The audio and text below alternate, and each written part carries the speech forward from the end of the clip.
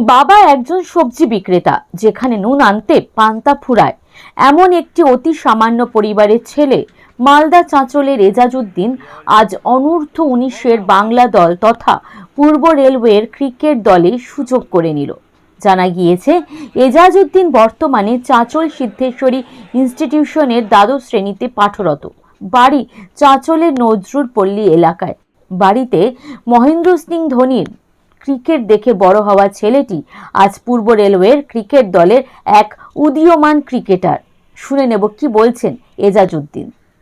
Time Bangla live bureau report.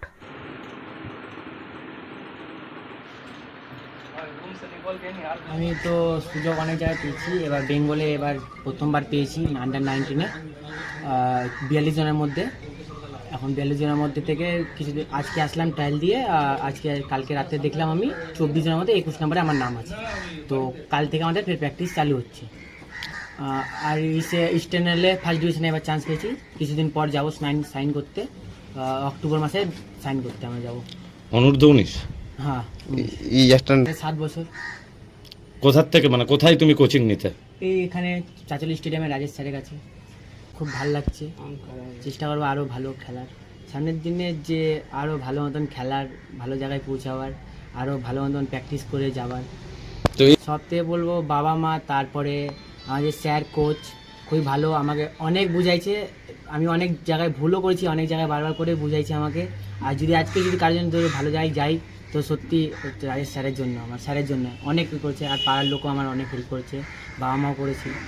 তুমি এখন কোন ক্লাসে পড়ো? এখন আমি 12 যাবো। কোন স্কুলে? সিদ্ধেশ্বরী।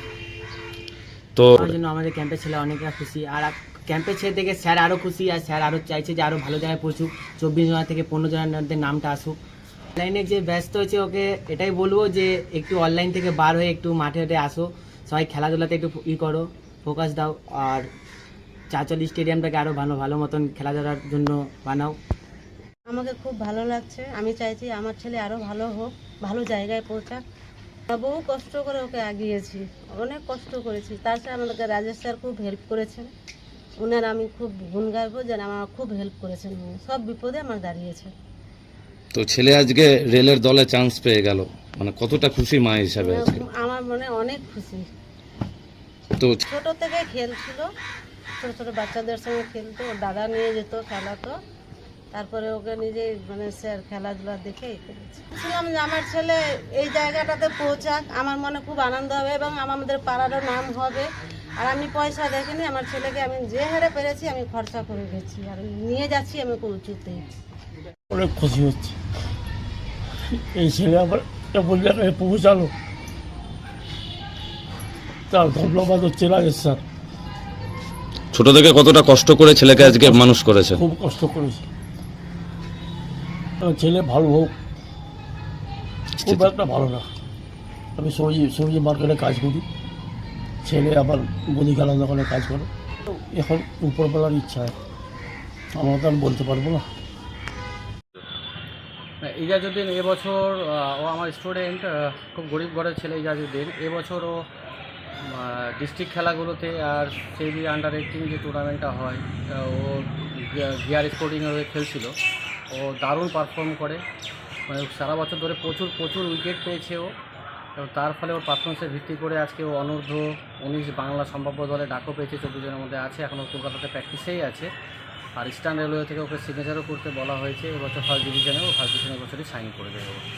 তো তাদের না, এখন তো ও সিগনেচার করবে, সেশন হয়, এটা তো লাস্ট এই মরশুমটা গেল। সামনে মরশুমে যখন খেলাগুলো হবে, ফার্স্ট ডিভিশন ক্রিকেট খেলবে ও, ফার্স্ট ডিভিশন ক্লাবের হয়ে, তো সামনে সেশনে খেলবে ও। তো আপনার হাত ধরেও তো আরও এখানে দুজন মেয়েই পেয়েছিল, প্রশাসনিকভাবে কোনো কিছু সহযোগিতা পাচ্ছেন?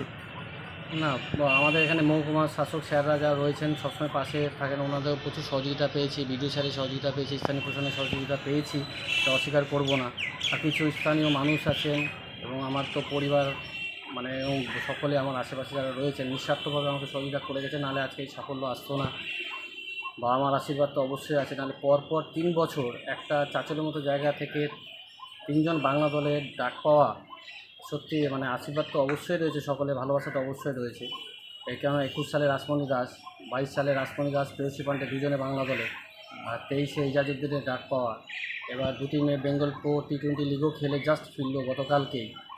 আর যে মেয়েদের যে ওমেন্স ক্লাব ক্রিকেট চালু করেছে সে এবছর 3টে মেয়ে, মানে জেনি পারভিন যে একটা সামান্য চায়ের দোকান শ্রীপুরে, সেও চান্স পেয়েছিল, ভুবনেশ্বর ক্লাবের হয়ে খেলেছে, রাসমণি স্ট্রংল ক্লাবের হয়ে খেলেছে, বেঙ্গল ক্লাবের হয়ে, পেউসি পান্ডে টাউন ক্লাবের হয়ে খেলেছে।